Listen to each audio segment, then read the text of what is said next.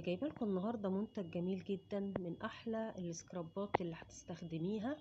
وسعره يا جماعه يعني مش قادره اقول ربع حتى ولا تمن، يعني سعره ولا حاجه اصلا، مش بفلوس جنب حاجات ممكن تكون مش افكتيف وغاليه وماركات وعاديه جدا، يعني تحسي ان هي عاديه جدا.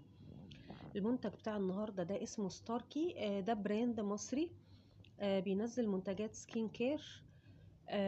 عايزه اقول لكم ان انا مره بالغلط، يعني البايع اداني كريم على انه سكراب، وجيت جربته لقيته حلو جدا. هبقى اعمل لكم عليه ريفيو باذن الله في مره تانية، بس النهارده انا جايه اعمل لكم ريفيو على السكراب ده يا جماعه.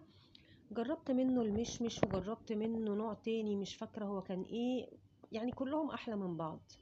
المزايا بتاعته بقى ريحته تحفه، بينعم البشره كانك حاطه كريم في الشاور.